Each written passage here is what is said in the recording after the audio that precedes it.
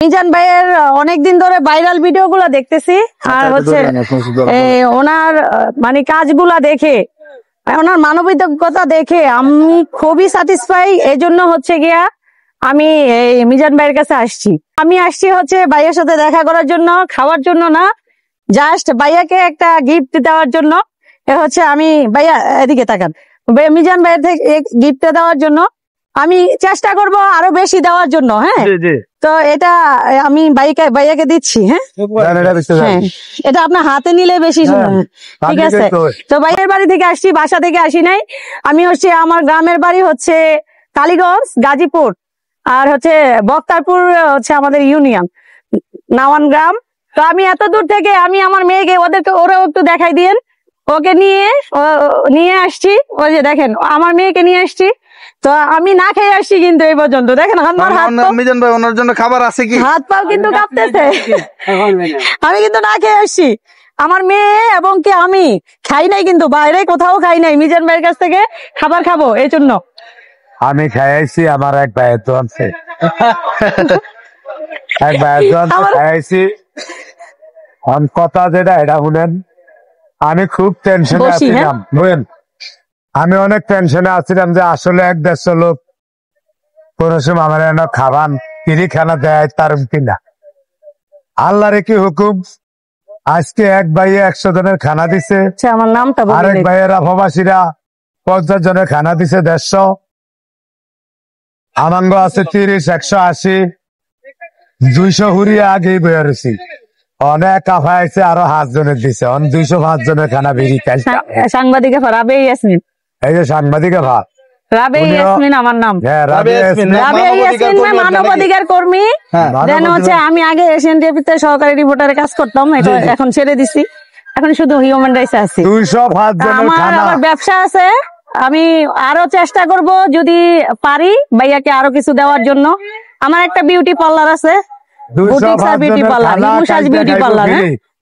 বলেন আমি চেষ্টা করবো আরো দেওয়া। হিমুসাজ বিউটি পার্লার আমার একটা বিজনেসও আছে। আপনি কোন, আমি তো এত কথা গুছিয়ে কই তারি না। আরে ভাবি কে বুঝাই, সবাই ইনশাআল্লাহ ই করবেন, দোয়া করবেন আমার জন্য, আমি যাতে ভাইয়াকে আরো কিছু দিয়ে যেতে পারি। এটা কিন্তু আমি আমার নিজ উদ্যোগতে দিছি আর কি, আমার নিচে থেকে দিছি, আমার কোনো সংস্থার টাকা দেই নেই। দিলে তো অবশ্যই আরো বেশি দিতাম নাকি। কালকে 205 জন ফ্রি খানা দেখুন কোন কোন ভাইয়ের চ্যানেলে আইবে।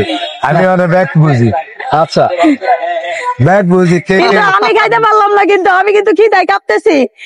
দেন হচ্ছে আমার মেয়েকে কিন্তু দেখান। জামাই এদিকে আসো তুমি এবার। হ্যাঁ আমার ছোট মেয়ে, এদিকে আসো, এদিকে আসো। আমার মেয়ে ও না খাই আসে। হ্যাঁ মানবাধিকার কর্মী, একজন সাংবাদিক মিজান ভাইয়ের হোটেলে নাকি? হ্যাঁ মিজান ভাইয়ের হোটেলে আমি আসছি। দেন হচ্ছে আমার মেয়েও আসছে। আমরা কিন্তু সকালে 8টায় বাইর হয়েছি কালীগঞ্জ থেকে। আমি কিন্তু আগে উত্তরায় থাকতাম, এখন থাকি না। কালীগঞ্জ থেকে গাজীপুর কালীগঞ্জ, এটা হচ্ছে বক্তারপুর গ্রাম ইউনিয়ন নাওয়ান গ্রাম। আমি ওইখান থেকে না খেয়ে কিন্তু চলে আসছি। তো ভাগ্য খারাপ, মিজান ভাইয়ের হোটেলে আজকে মনে হয় শেষ হয়ে গেছে, আমি কিন্তু খেতে পারি নাই। কালকে আসে ইনশাআল্লাহ খাইতে পারবেন। এখন মিজান ভাই কি বলে, আমার মেয়ে যে আসছে, আপনি কি খুশি হয়েছেন? না খেয়ে আসছে, ও না খেয়ে আসছে। আমার আজকে খানা শেষ। আরো 3টা মা আছে। হ্যাঁ হ্যাঁ, তোমার কিছু বলার আছে আঙ্কেলের সম্বন্ধে বলো, যে আঙ্কেলকে দেখার ইচ্ছা ছিল। বলো। এই তো মা তোমার আম্মু ডাকতেছে, দেখছো?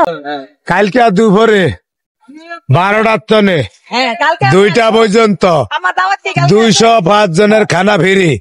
2 ঘন্টার ভিতরে আসতে হবে, না হারা দিন এলে তো আর দেওয়া যাবে না।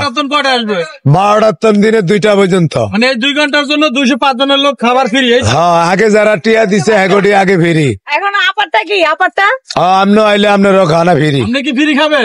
আমি তো ফ্রি খাইতে আসছিলাম, এখন ভাবলাম যে খাইয়া আগে তারপরে দেখি খাবে। একদম যারা না চলতে পারে তাদের জন্য। না না, মিজান ভাই যদি না খাওয়াই তাহলে কিভাবে খাবো?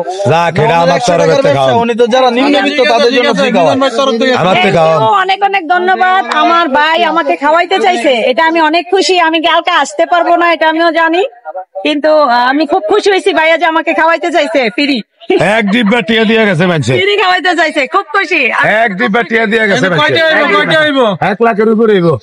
1 লাখের উপরে না বললে না ভাই, আপডেটটা এত ভিডিও হাওয়ানোর দরকার নেই, কম করে এলেন।